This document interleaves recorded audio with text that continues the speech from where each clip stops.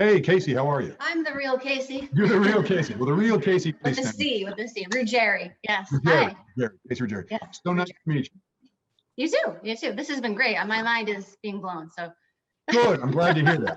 It's always a relief for me when I get my first volunteer and it's like working. Yeah. Like I said, I'm in the void here, and I'm like, I hope it's making sense. I have about 20 pages of notes. So yeah, it's going That's good. a good time. That's a good time. So fantastic. So I know I went through it really quickly, and guys, let me say, I know this is like a streamlined version of all this, but I'm trying to give you guys a lot of information quickly and hopefully not overwhelm you. But do the basics of the as if and the action, does that kind of make sense?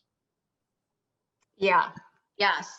Great. I've worked with this before. I had that handbook in college, but what I haven't done is the as if is something that hasn't happened in reality that you imagine. That's what I haven't done. Great. So And, cool. I think you'll see it's really cool to play it that way, because if the as if has happened, and I think it's what a lot of techniques talk about, like, is emotional recall, right? Because what happens is we get caught in like trying to remember and conjure instead of being on the other person. It's like, oh, now's the time in the scene when I'm supposed to feel like I felt when my girlfriend left me.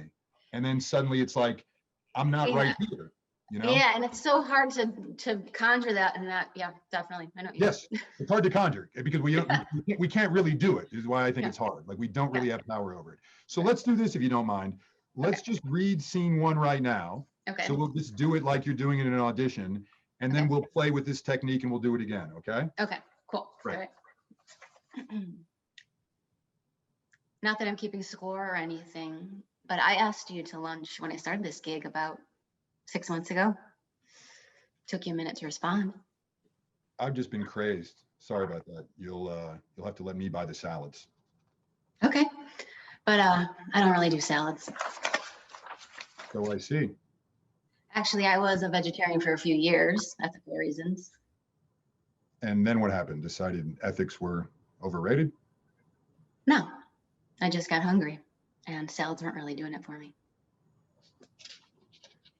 Are you involved in this Beachley case at all? Okay, so this isn't just a friendly lunch. Why? Are you searching for something? No, just curious.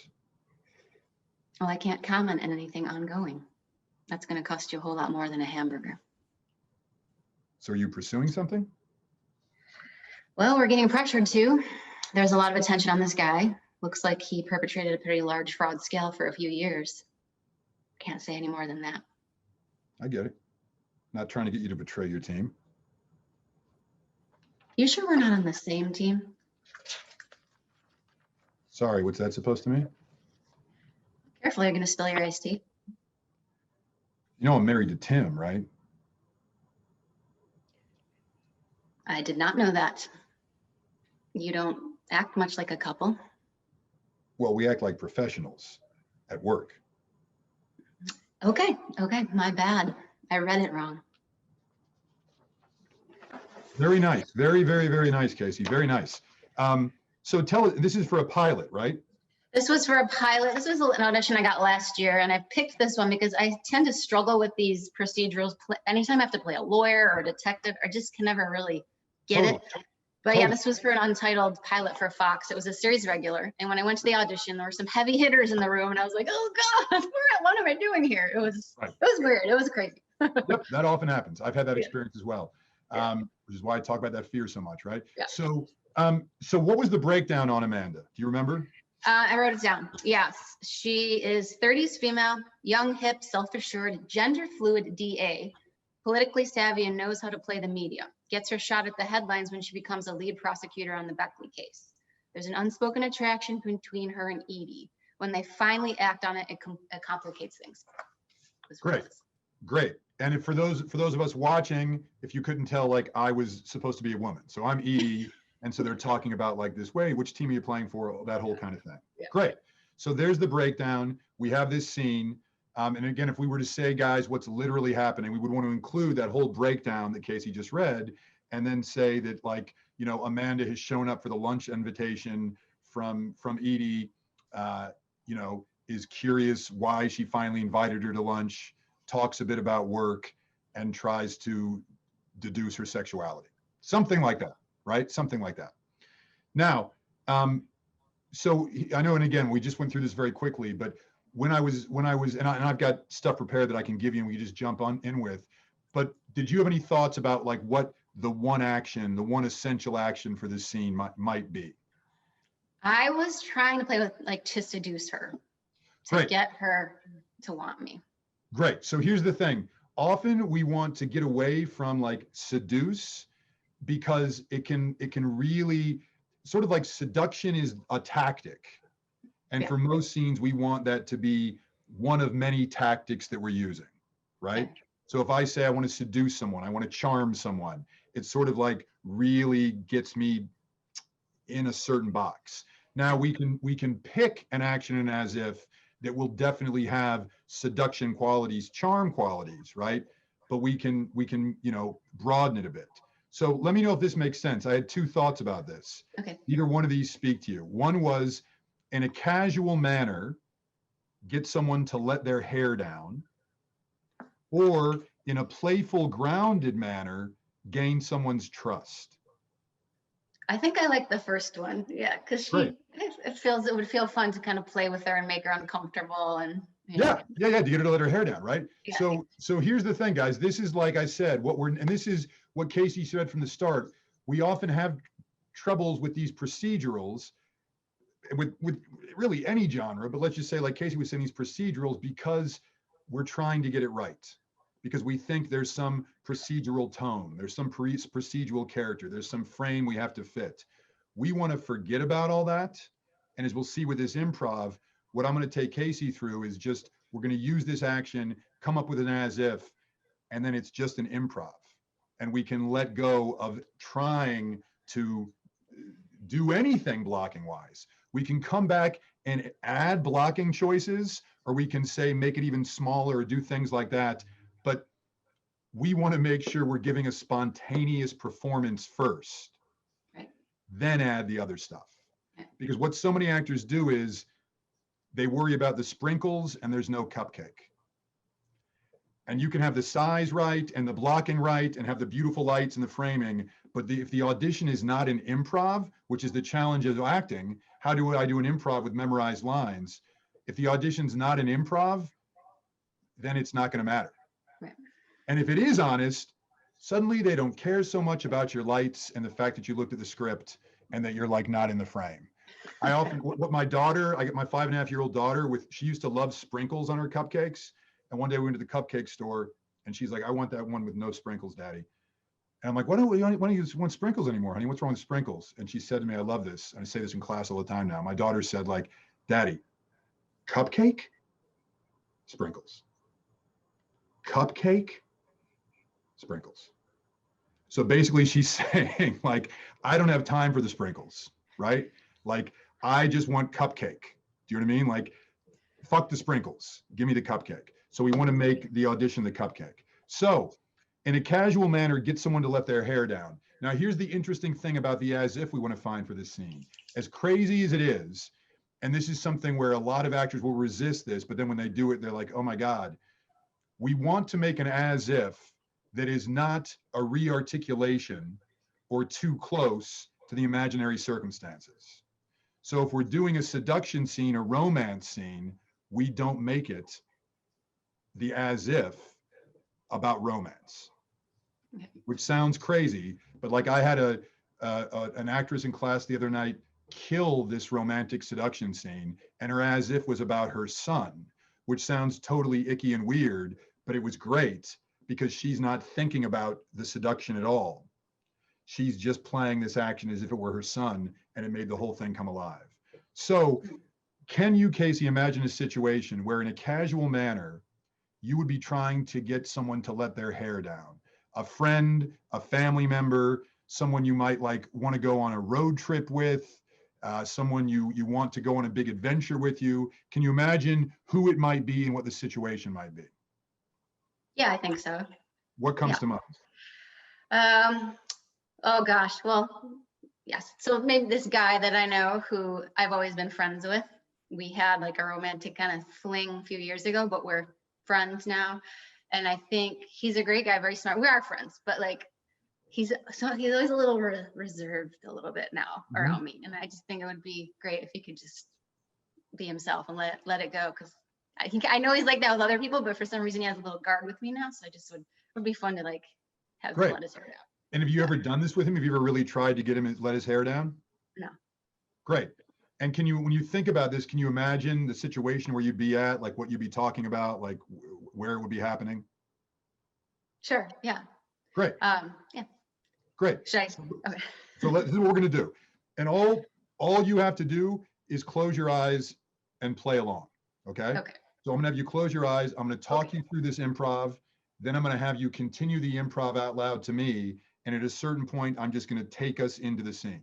Okay. But all you have to do is follow my direction. Okay. Okay. Mm-hmm. So right now, I want you to be in this specific place with this friend. Wherever it is, your place, his place, restaurant, anywhere, you know, baseball game, whatever it is. Okay. And imagine he's in that reserved kind of mode. And in a casual manner, even let's say playfully, in a casual, playful manner, you're trying to get him to let his hair down. And just watch yourself do this in your mind. And as weird as it may be, he's not saying anything. He's just looking at you. But how is he looking at you? And what would he look like if he was really ready to let his hair down? That's what you want to see in his eyes. You're not seeing it yet, so you have to keep going after it. Everything is about what you see in him. All your focus is on him.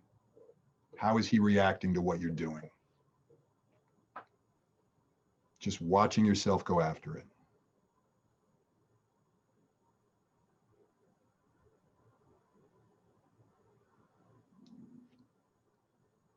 And when I say open your eyes, not yet, but when I say open your eyes, you'll open your eyes and you'll continue doing the improv to me.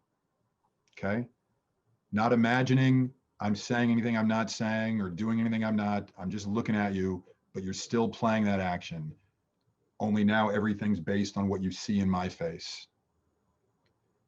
And at a certain point, I'll say scene and we'll just go into the scene.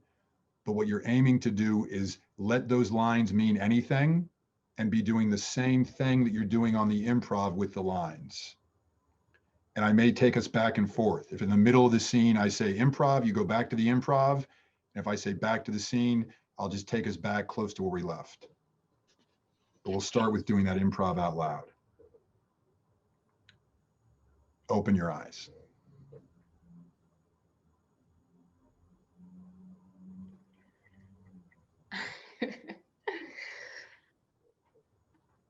I know you wanted to come to Halloween is my favorite, so I'm glad you came.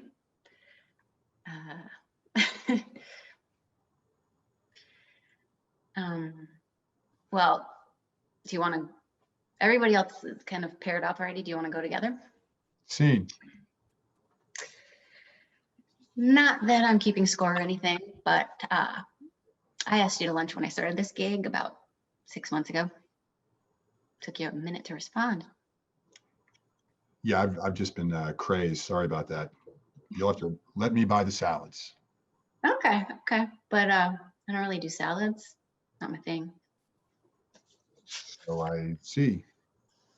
Actually, I was vegetarian for a few years, ethical reasons.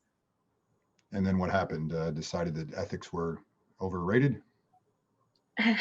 No, I just got hungry and salads aren't really doing it for me.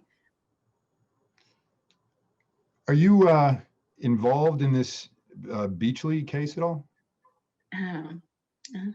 So this isn't a friend lunch, huh? Why? Are you fishing for something?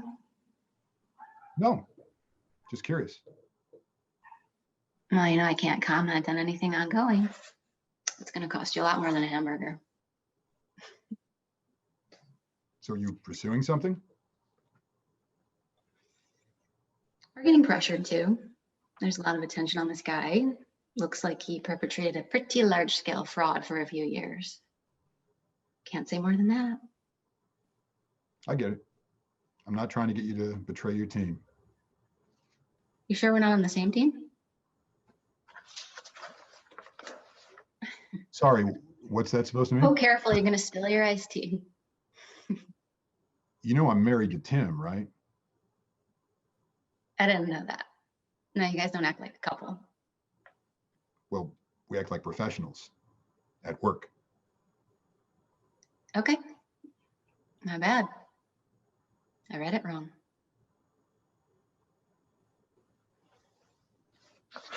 Excellent, excellent, excellent. Casey, that was so lovely. That was so, if you could see everybody I'm else's so reaction. nervous. Right. But here's the thing, Casey, right from the beginning, and you know, if you could hear the response from people, if we had a grid with hundreds of people, they'd be like, whoa. And what you heard me say right before I chose you, right? When someone is working this way, when they finish, they're like, what the fuck was that? Right? Because you're not pretending to feel anything at all. You're being you and you're letting it rip. And Yeah. we saw that. Your unguardedness, your like nervousness, your confidence, your charm, your sexuality, your all of that was literally jumping off the screen. Because Yeah. Oh you my weren't God. presenting anything. You were just going after something real and specific with me. And you know what came up to it and what you talked about when you were in the beginning about the struggle that you're having? Because I was using a real circumstance, I started feeling like old feelings for him. And I was like, no. So I was having this happening like while I'm trying to read the lines. It was Yes, hard. which is great. This is great, guys. I mean, this is, I know this is why I say it's a new kind of fun, right? Because I'm telling you, Casey, that was a rocking audition.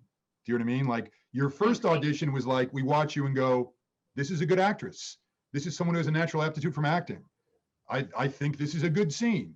But then what you did the second time was like, it's what I often say, if you guys have seen the old horror movie Rosemary's Baby, what we just saw in Casey's second take was, this isn't a dream, this is really happening. Suddenly it's like, I no longer feel like I'm watching an actress. I feel like I'm in a Zoom call I shouldn't be in, right? Because as soon as you did the improv out loud to me, it was such a great example of like, you literally physically started to jump off the screen. You were just like, not only were you closer to camera, but just your presence. And you just did an excellent job of staying on that action. And it was just mesmerizing because we weren't watching someone playing at, oh, you know, here's this person on this show talking naturally and being a little sexy. We're watching you. Right. And the struggle is what makes it so gripping. Suddenly, to me, you seem like a series regular. I'm watching that audition. I felt like if you showed me, you're like, here's the audition that booked her the series regular, you'd be like, yeah.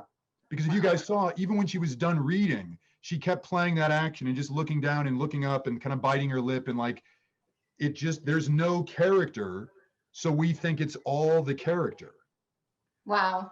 When you were just on the action, you think while you're doing it, oh my God, hundreds of people are watching me be nervous and struggle and realize I still like this guy and I don't know what's going on and all this stuff. But what's happening is the suspension of disbelief is happening in us. And we're seeing what we think is the character because you're no longer doing a character. It's just you letting it rip. Does that make sense? Yeah, it makes sense. And I noticed when it switches and I realize she's with someone else or he's with someone, that felt more real too, because it was like, oh, I lost him. Like it was a lot going on that I wouldn't have expected. Right. Here's the great thing about this way of working too, is like you said, there's a lot starts to happen and we start to get ideas and we even start to, and our as if can come back or the idea. But as we work this way, and what I tell all my students when they practice this way is, ideally what you're after is just the simple thing of coming back to the reader, not trying to make sense of the script, not trying to remember your as if, but if you get lost, just looking the reader in the eyes and going like, I'm trying in a casual, playful manner, get someone to let their hair down, this real human being. And that's what you were doing with me.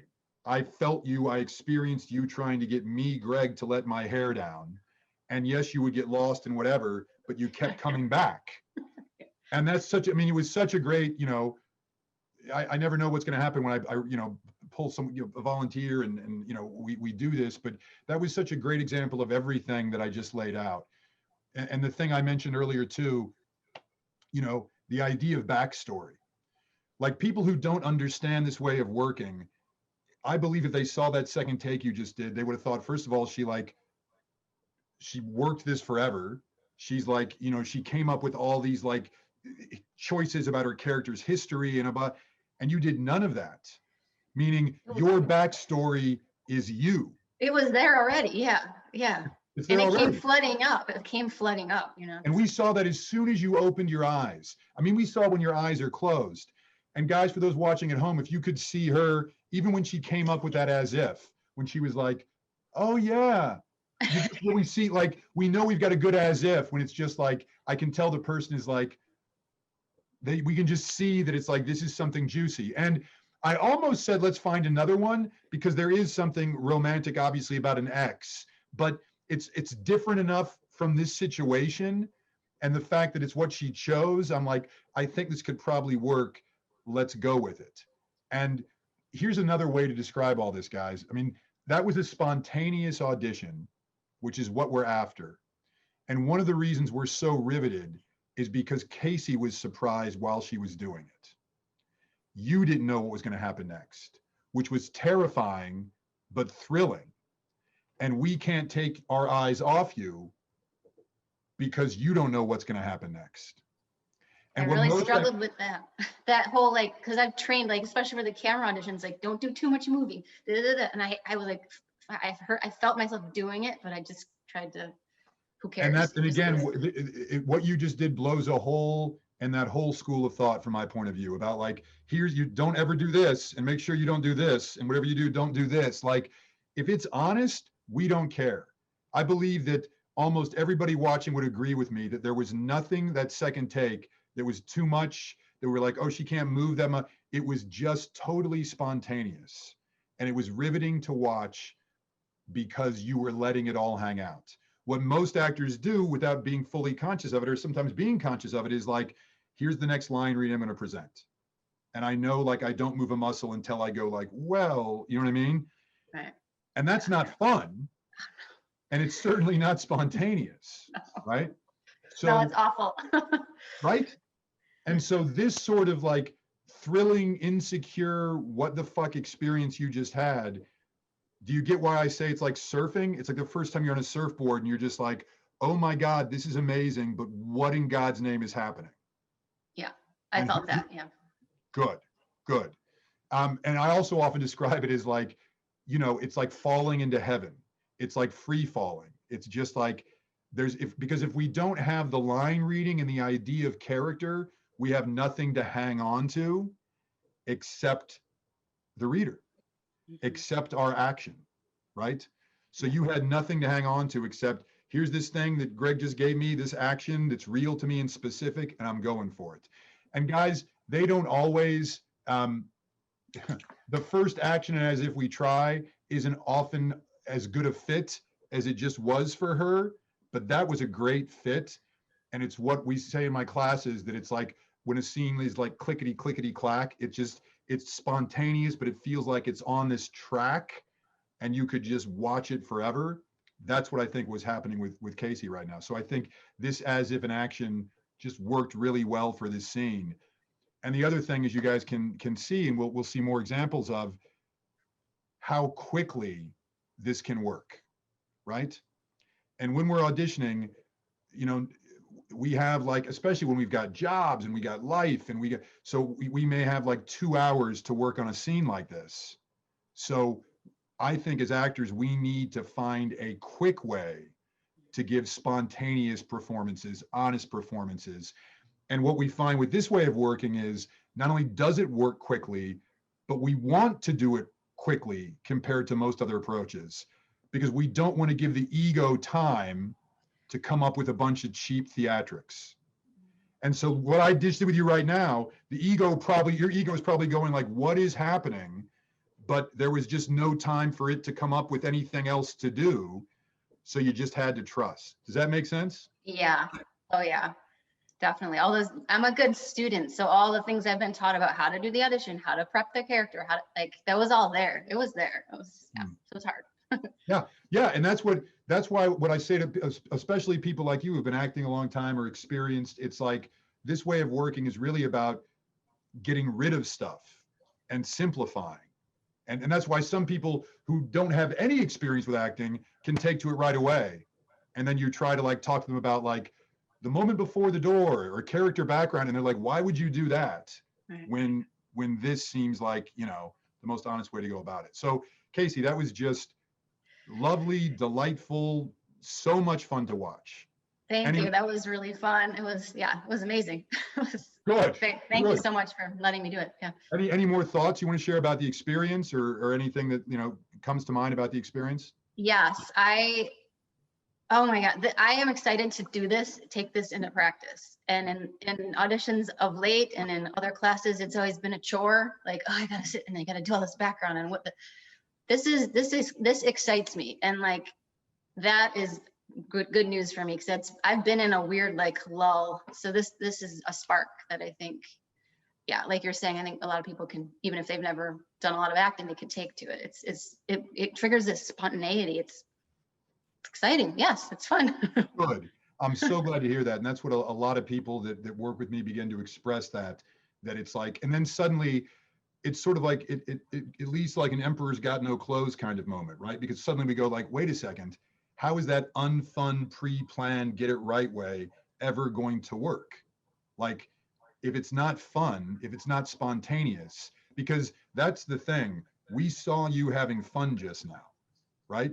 Yes, insecure, yes, whatever, but it was fun. It's like watching someone play tennis. It's like watching someone box. It was real and it was fun. And if it's not real and fun, how is it going to be fun for the viewer? And how are we going to want to do it again and again and go through all the heartbreak and go through all the pain and work the bullshit jobs and do all the stuff that we have to do if it's not, if our craft and the process itself isn't something that it's like, man, I want to audition more. I want to do this again. Like, I want a chance to do this. I want a chance to let it rip. I get to come up with the action. I get to, like, that's what we want, right? As opposed to, I think we can get in these places where it's like, I so badly want to get work as an actor, but I do not want to work on this audition right now. Yeah, absolutely. And it's like, then you're getting auditions and not being happy about it. And that's horrible. Right. Like, not to be grateful when you get an audition, but think of it more as like, oh God, that's no way to be. Like, that sucks. Right. If you're with a friend, right, and they look on their phone and they're like, fuck. You're like, what? And they're like, I got an audition. But that's often what happens, right? Yeah, and that's also with this approach, it's okay that happens.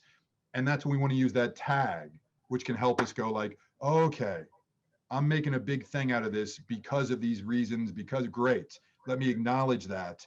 And then you got to experience just now how the actual acting relates to what I was talking about earlier in regard to owning all the feelings and seeing that they're safe. Because you in that second scene got the experience of, oh shit, I didn't have to get rid of my nerves or my vulnerability or my insecurity. I can just let it be. Yeah, it's